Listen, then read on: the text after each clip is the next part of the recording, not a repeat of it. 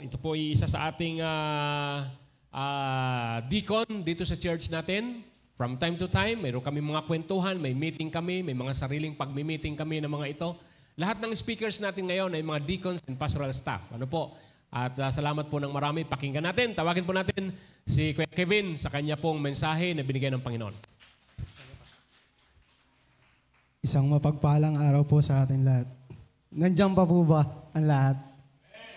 Kasi yung pamangkin po namin, ayun, tulog niyo. Ayun. Kanina pa po ako kinakabahan doon sa pinagkakaupuan ko. Hindi ko rin po alam kung ano na nararamdaman ko. Hindi ko alam kung dahil alas 4 pa po kumain, kung si pastor nga ako, hindi nag-umagahan. Ayun po. Nakita niyo po yung tatlong mga mensahero nauna. Nagagawa po ang mga kalalakihan po, pang-apat pa lang po ako.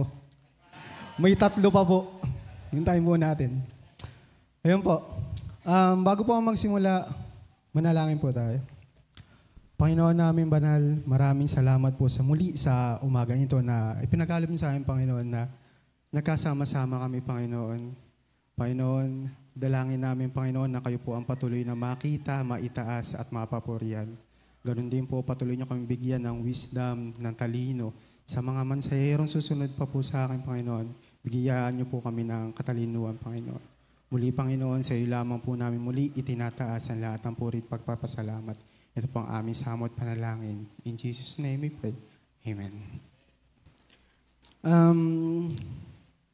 Wala po akong presentation kung mapapansin niyo po. Gusto ko po kasi naiiba ako. Nagpalusot pa po no po. Wala po akong nagawa. Ayun po. Bali, makinig na lang po muna kayo sa akin. Ayun po. Okay, listen. In Matthew 24, verse 46, ito po, sinasabi po dito, the death of Jesus. Ang sinasabi, at nang malapit na ang oras na ikasyam, ay sumigaw si Jesus ng malakas na tinig na sinasabi, Eli, Eli, lama sabachthani. Sa makatuwid bagay, Diyos ko, bakit mo ako pinabayaan? My God, why have you forsaken me? Ito po ay pagpapahayag ng malalim na pakikiramdam ng pag-iwan at ang bigat ng pagdurusa na tiniis ni Jesus. Tanong po, bakit nga ba nasabi ng ating Panginoon ito? Minsan ba o madalas, natanong niyo na din po ba ito sa ating Panginoon? Tulad ni Jesus Christ, na nakaramdam ng hirap sa krus sa bundok ng Kalbaryo.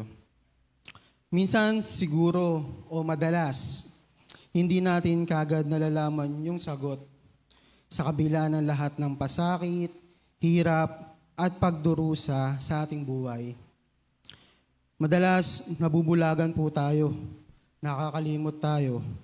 Yung hirap at pagod lang natin, madalas yung nakikita po natin. Kaya napapatanong tayo, napapaisip po tayo, pakiramdam natin, inibando na o iniwan po tayo. Just like Jesus Christ na nakaramdam ng hirap habang siya ay nasa pagkakatawang tao, sabi nga po, even our God, Jesus Christ, He experienced rejection. At tulad niya, ganoon din tayo. Habang nandito tayo sa katawang ito, mararanasan natin ang lahat ng iyan. At sa kabila ng lahat ng hirap na yan, ay may Panginoon tayong nagkatawang tao, ibinigay ang kanyang bugtong na anak.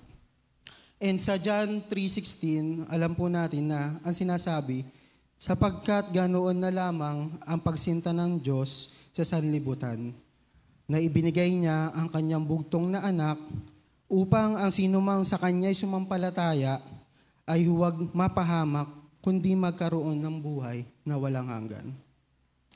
Dito po, sabi, ibinigay ang kanyang bugtong na anak bilang pantubos sa ating mga kasalanan.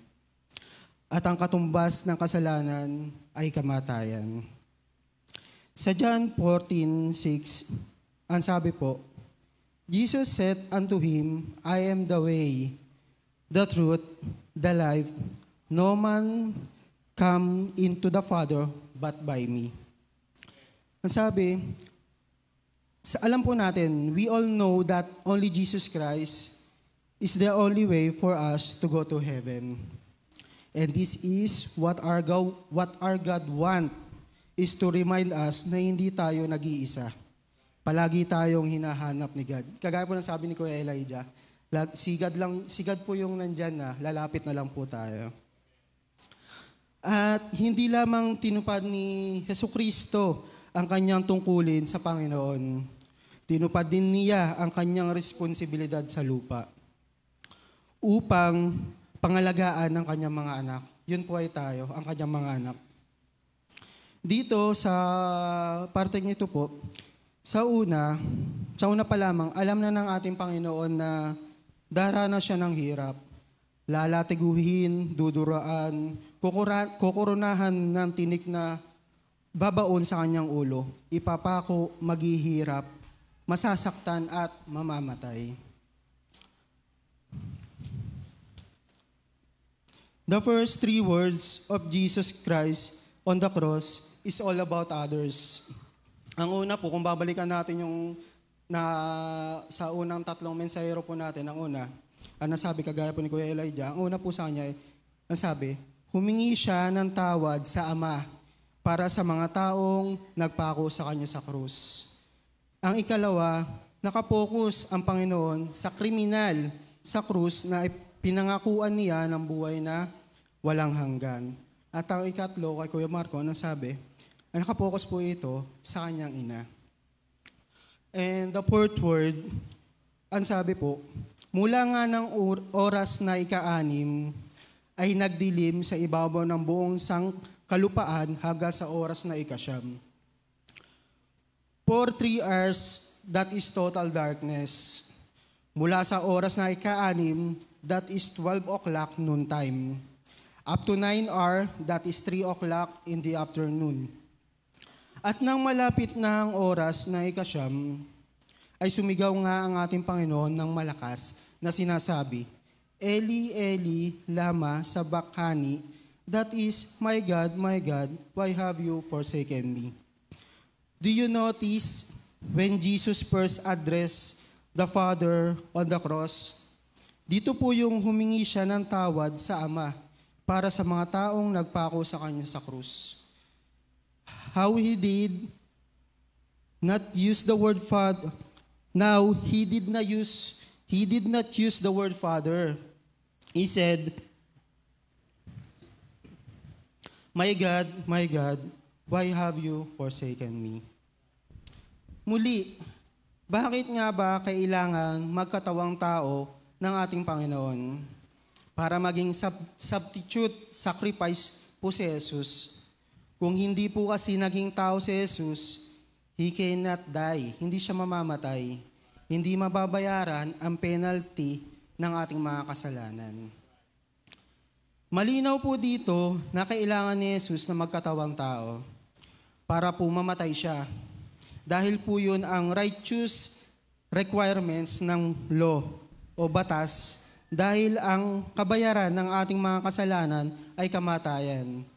Kailangang may isakripisyo and Jesus Christ is the perfect sacrifice.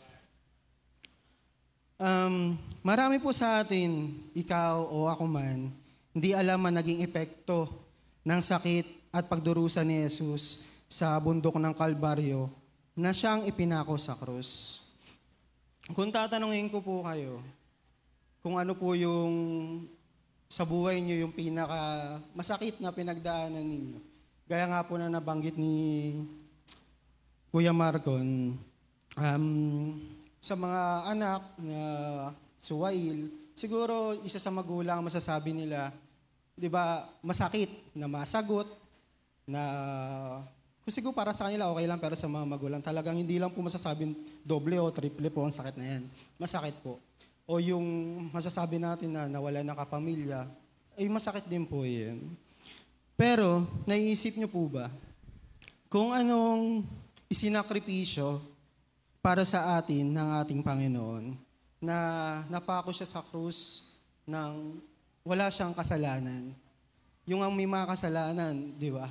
Parang hindi pa nabibigyan ng kaparusahan. Eh ano pa si Jesus Christ na walang kasalanan pero tinubos ang kasalanan natin lahat. Naisip ba natin kung anong hirap ang dinanas niya sa bundok ng Kalbaryo para lamang maligtas tayo? Maybe this is the best time upang alalahanin natin ang lahat ng hirap ng ating Panginoon para sa atin. Ako po, hindi po ako linggo-linggo nakapagsisimba. May pagkakataon pong hindi. May pagkakataon na sa gospel hour, ganun din po wala ako. At di din po ako, di po ako masasabi na ultimo yun sa prayer meeting po kapag Wednesday. Wala pa po nga po ako na-attendan. Dahil po sa trabaho, which is, di ba, hindi naman po yung tama, kumbaga hindi nyo yung righteous. Pero hindi ko po sinasabi na tama yun ang gawin nyo. Kaya ang akin lang po, kung ano po yung nakakalugod na alam naman po natin, gawin po natin. And sa akin po, alam ko po na ako ay kagaya, may pagkukulang na siyang masasabi ko po pagkakamali.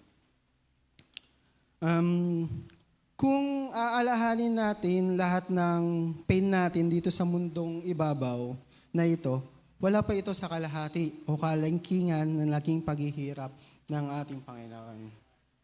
Ngayon, muli po, sasabihin ko, this is just a simple reminder that the King of all kings ay ibinaba ang kanyang sarili.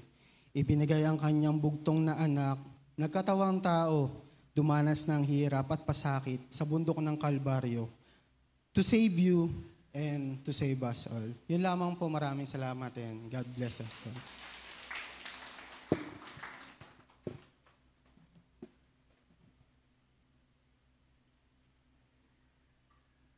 Salamat po. Kanina, nasabihin ko na po kung sino yung mga